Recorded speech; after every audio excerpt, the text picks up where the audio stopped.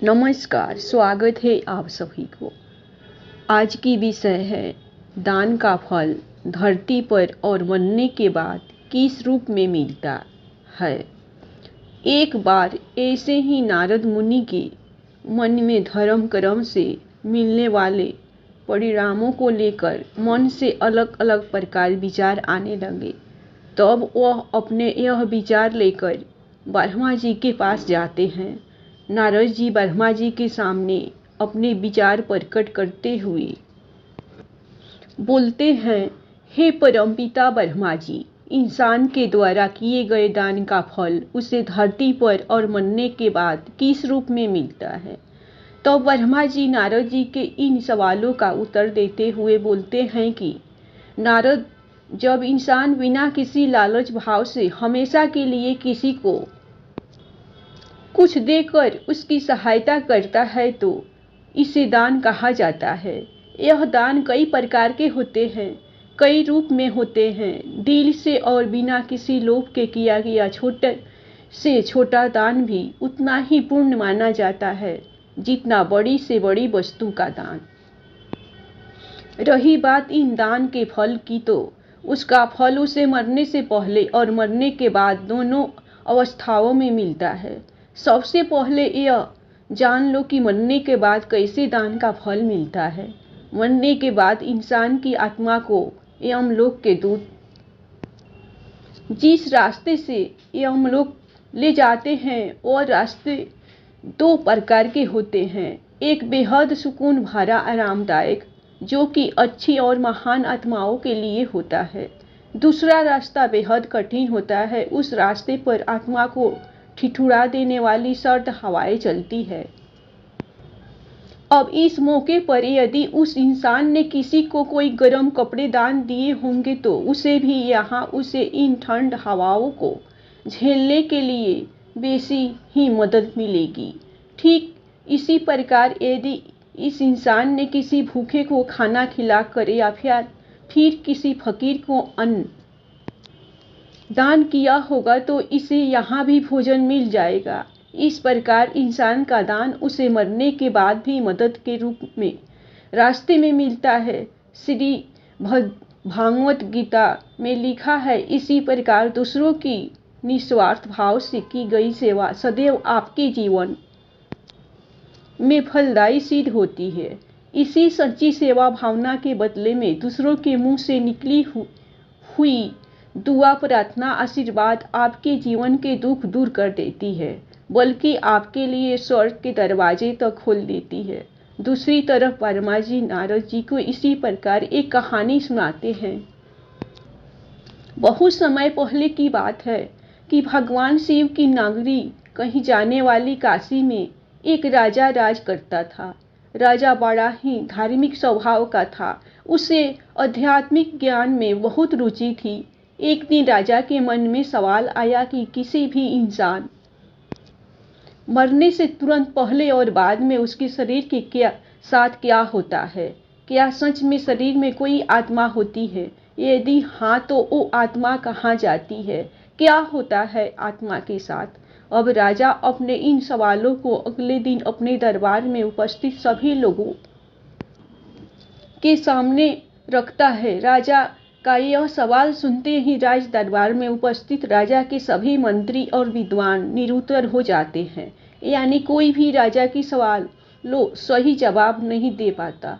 काफी देर सोच विचार करने के बाद राजा दरबार में यह ऐलान करते हैं कि मेरे सारे राज्य में यह ढिढोरा पिटवा दिया जाए कि जो आदमी कब्र में मुर्दे के समान लेटकर रात भर कब्र में मरने के बाद होने वाली सभी क्रियाओं के बारे में बताएगा, उसे 500 सोने की मोहरें भेंट दी जाएगी।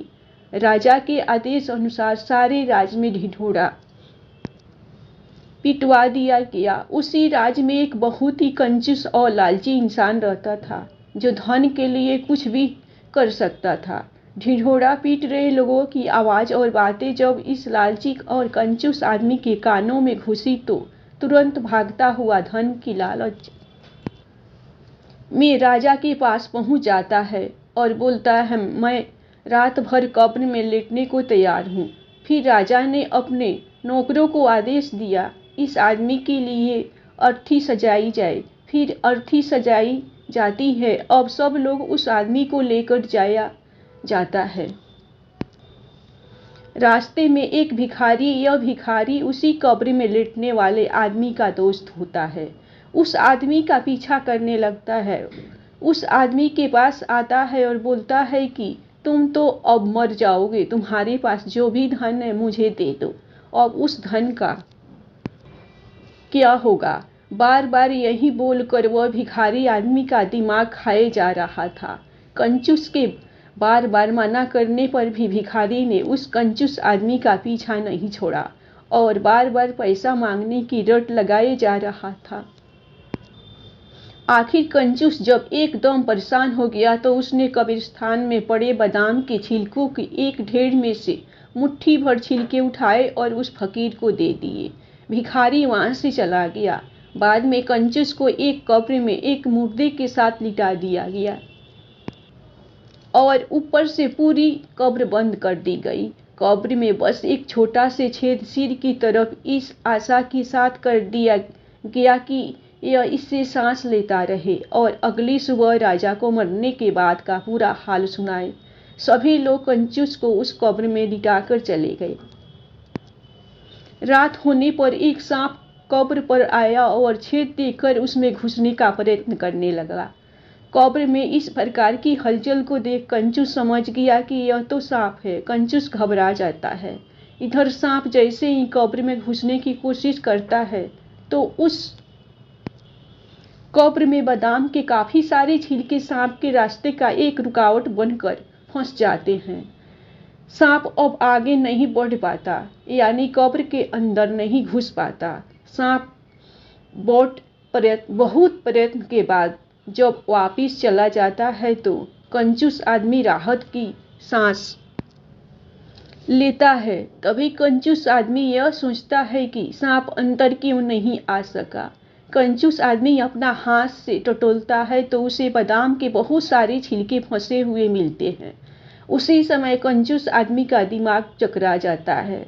इसी छिलकों की वजह से आज मेरी जान बची है। शायद यह मेरे उस दान का परिणाम है जो मैंने उस भिखारी को दिए थे।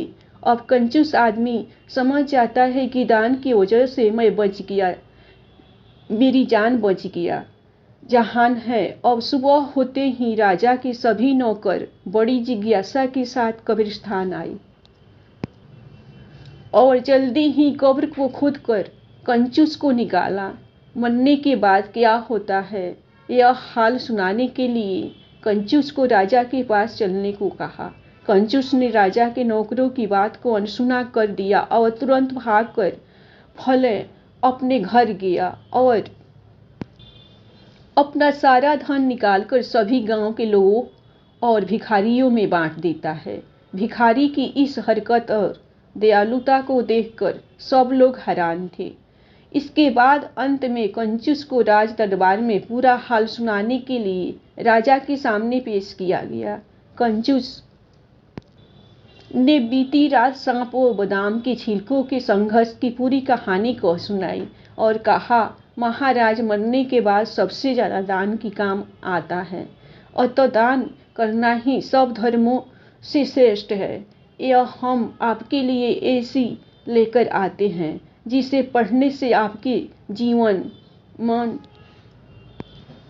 सिर्फ एक सकारात्मक बदलाव आता है, बल्कि आप अपनी जिंदगी में वो सब कुछ हासिल कर पाते हो जिनकी आपने कल्पना की थी। जिन कामयाबी की ऊंचाइयों को छूने के सपने आपने अपनी खुली आंखों से देखे थे।